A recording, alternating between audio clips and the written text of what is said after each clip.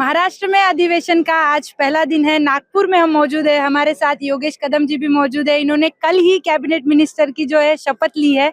उनसे हम बात करेंगे। सर, पहली प्रतिक्रिया क्या है मिनिस्ट्री की जब शपथ लेते हैं? नहीं, स्टेट मिनिस्टर के तौर पर शिंदे साहब ने मुझे रिस्पॉन्सिबिलिटी दी है। ज़रूर ये जो भी पोर्टफोलियो मिलेगा उसको न्याय देने का बिल्कुल मेरा प्रयास रहेगा। मेरे पिताजी का एक्सपीरियंस मेरे पीछे है, उनका आशीर्वाद है। तो मेरे ख्याल से बहुत बड़ी संधि मुझे पार्टी की तरफ से मिली है, तो ज़रूर उसका उपयोग महाराष्ट्र के सेवा के लिए और मेरे स्पेशली मेरे कोंकण रीजन के लिए जहाँ से मैं आता हूँ उसको मैं कुछ ना कुछ दे पाऊंगा, ऐसी मुझे आशा है।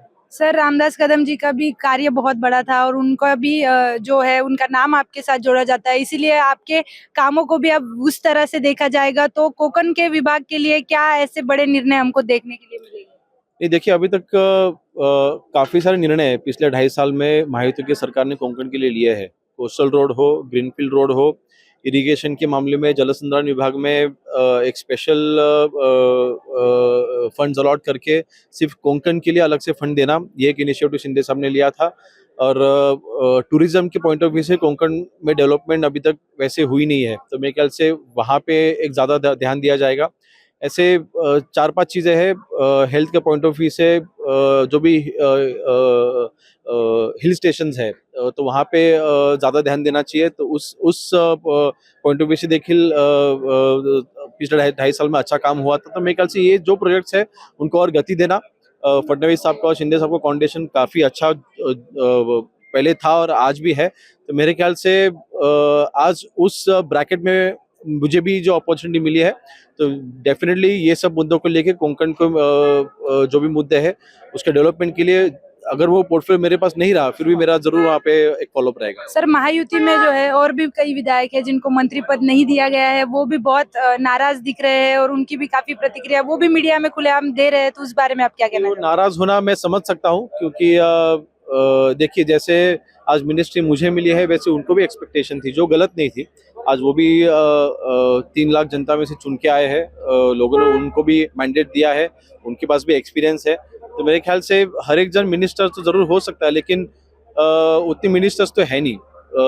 43 है और उसमें से सिर्फ 39 जो दी गई है, मेरे ख्याल से हर एक जन के कैलिबर के हिसाब से दी गई है, लेकिन इनको नहीं मिली है।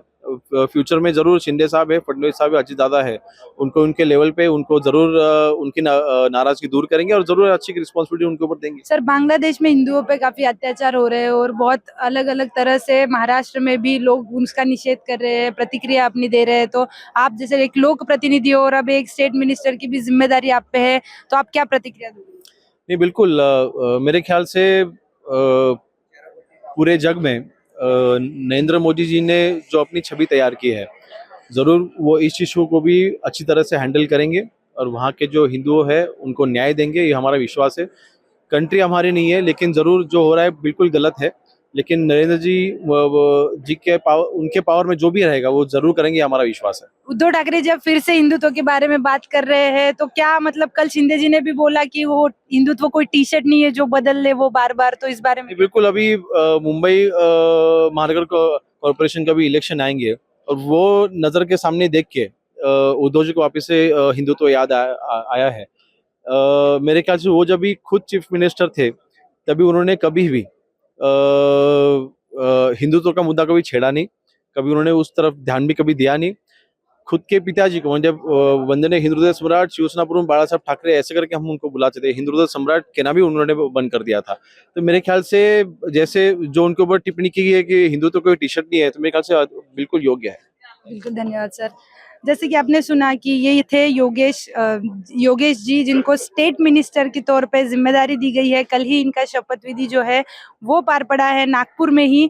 और इनकी जो प्रतिक्रिया है उद्धव ठाकरे के बारे में, ये कहते हैं कि अगर हम खुद हृदय सम्राट बोलते हैं बाला साहेब ठाकरे को, और इन्होंने तो बीच में ये बोलना भी बंद कर दिया था, तो अब फिर से हिंदुत्व के रास्ते पे क्या ये बीएमसी इलेक्शन जीतने की कोई साजिश है?